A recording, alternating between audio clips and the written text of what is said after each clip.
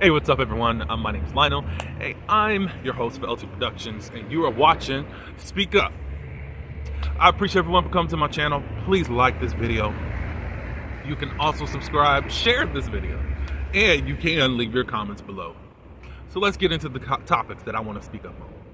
Okay, so I'm coming back to you in regards to Sinners, and we'll be talking about Miss Kelli from The Real Housewives of Atlanta. But first things first with Sinners. I came with you about probably a week ago just ranting as to how people were trying to downplay Sinners.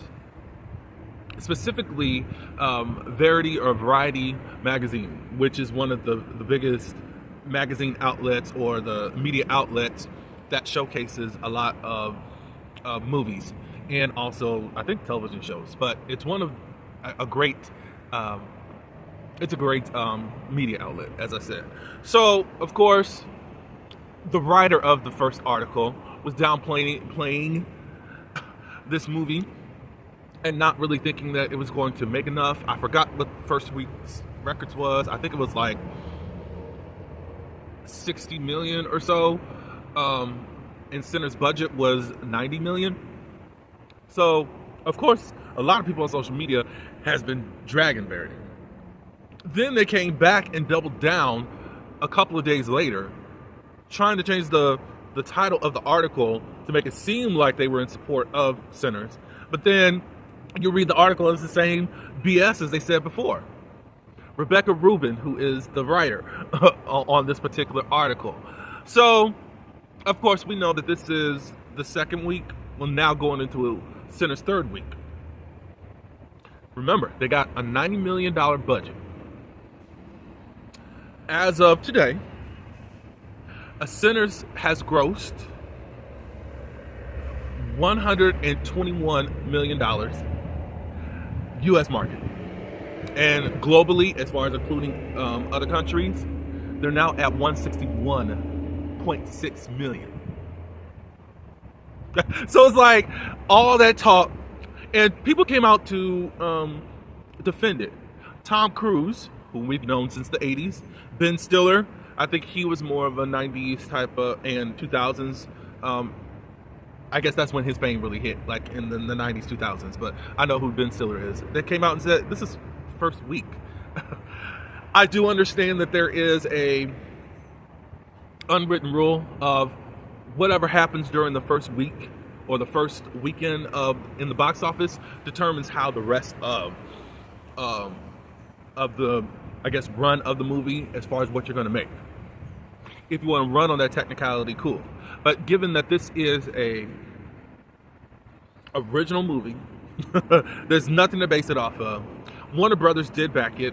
There was even talk about Ryan Coogler's salary. I said, what are we talking about that for this movie? Warner Brothers gave him a deal, which is very similar to what they gave Quentin Tarantino for his deal with Warner Brothers. That actually is now about to outdo Once a Time in Hollywood with Brad Pitt and Leonardo DiCaprio. So I don't understand why they need to talk about that. But anyways, there's just so much criticism. It's like, oh, now people are surprised that black people can actually do something. Yeah, we can. And a lot of times we have to do it on our own merit and not ask for your permission to get it done on many occasions. And it's just like so much as far as what we do as a culture. And this is not just movies. We always show up and show out in so many ways, but we're constantly, consistently having to prove ourselves. So, congratulations, Sinners, on having $161.6 million dollars in sales, but there's more. Now, Verity is reporting that Sinners is the first movie of the year that is being considered as an Oscar nomination. Don't downplay anyone else. Don't downplay anyone else. At least, I mean, I'm sorry. Congratulations, Sinner. But it's just like, now you got to change your tune, Verity. And guess what?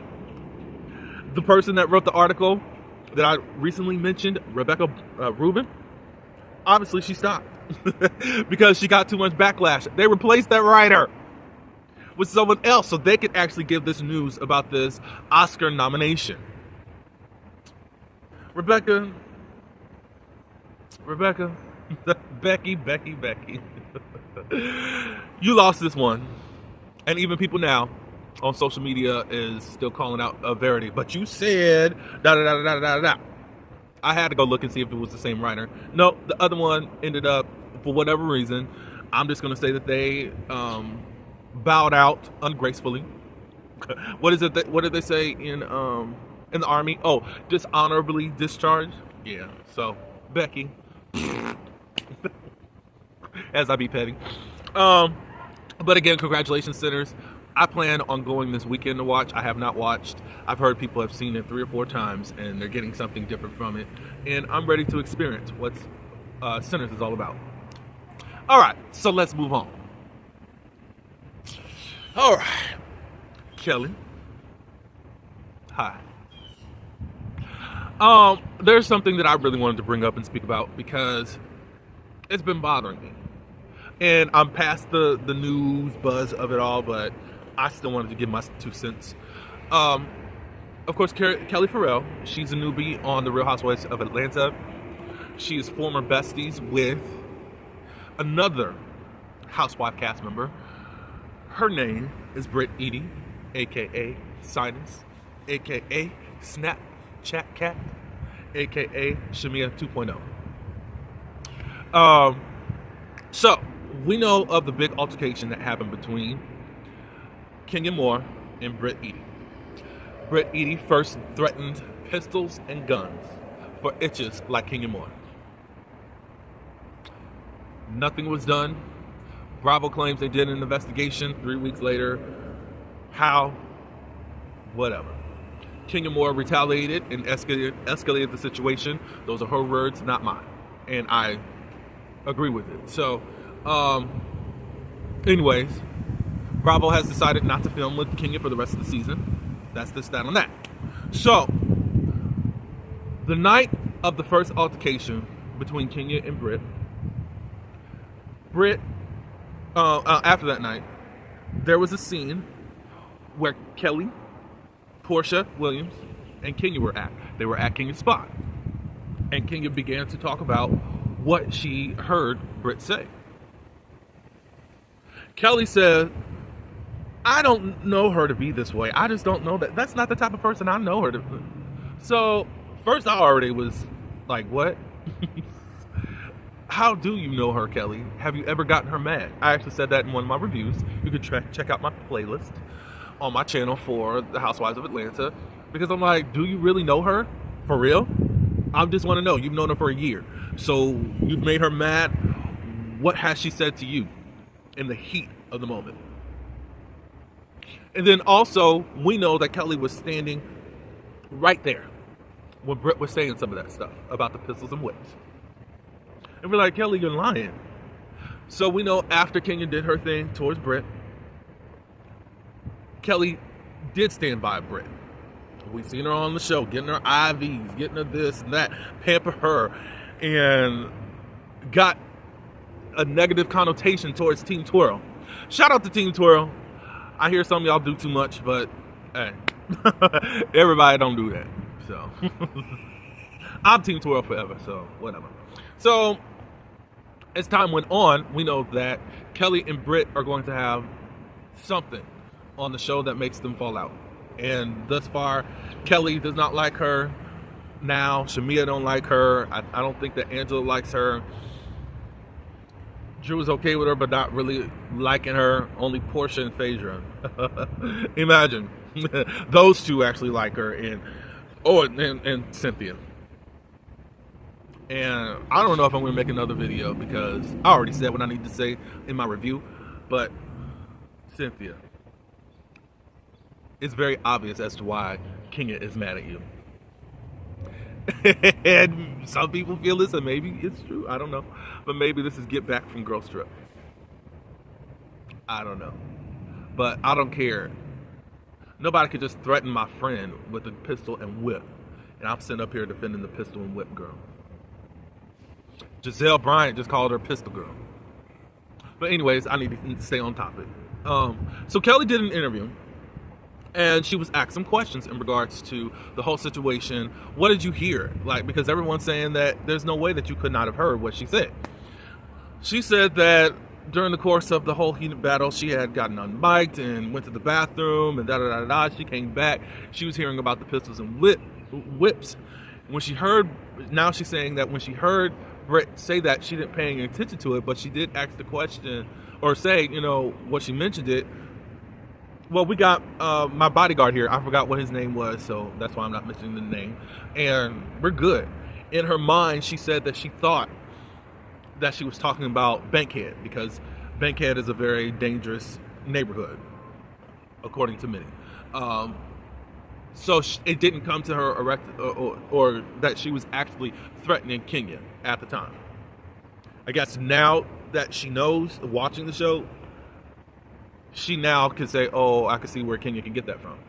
So, she was also asked, because Britt has said that she don't carry no gun, she ain't had no gun, she don't do all that. That's not part of her character. Kelli was asked, have you known her to have a weapon on her? And Kelli admitted to it. She admitted it on Broad Chat. Shout out to them. I know that they got a YouTube channel. And also on Gabbing with Gibbs, she admitted to it. And I think also with, is it the Bell Review? The Bell? Not Bell Respective, but shout out to her. But another news source. She said, no, I've known her to carry weapons. I'm upset about that, Kelli. And I just don't think I can respect that. Because on one hand, you got people saying, Cynthia's a true friend. She told Kenya the truth. And that's how you handle your friends. True. I just look at the other things that I see Cynthia doing that makes her look a certain way, that she still hasn't really defended, haven't been able to defend right. But anyways, and then other people are saying, well, Kelli was just being a friend by holding her friend down. You're celebrating Kenya being held accountable and held to the fire by her friend. And you're celebrating Kelli holding her friend down who did something wrong too. That's not cool. But Kelli, I think that you could have still held your friend down and really gave the truth. Honestly, I don't think that any of the women thought it would go so far as removing Kenya. And they just thought that they could do whatever and say whatever and be on whatever team or whatever. Not saying that people did not feel what they felt, but they just didn't think that it was going to go down like this. I just feel like with Kelli not being integral, it just makes me look at you kind of different. That's how I feel. Not just from a Team Twirl perspective. And I'm not saying that NBC Universal and Bravo and Truly Original would have made a different decision or not. However, I think you trying to stand up for your girl when you know that she has potential to do stuff. You know that she has a weapon and, oh, she wouldn't do this and do that when you know that that's a lie. It's not cool. Especially we know about the news report of Kelli Britt saying that she always has a weapon on her. Even though Bravo says that they did an investigation and she didn't have one. Britt said it out of her own mouth, and now Kelli is admitting that she has carried weapons. And that's how I kind of lose respect for you. I still like you, but tell the truth. Tell the truth. Again, you can be integral and still hold your friend down. But to leave Kenya out there all alone to try to fight on her own against someone you knew had potential to be something more than what she's trying to portray. I am the sweetest. you know, that's just not my character. Da, da, da, da. When you knew it, it's just like omitting stuff is still just a lie. You know, so I don't like it. I don't like how you chose to be in this whole situation, Kelli. Maybe you should have stayed quiet or whatnot, but to y'all allowed a person to go down, even though Kenya did her own actions, and you knew that everything wasn't on the up and up, and you let this chick stay on the show. That's not cool with me. But y'all can give me your thoughts. Give me your thoughts about Sinners, and give me your thoughts about Miss Kelli Farrell. How you feel about her?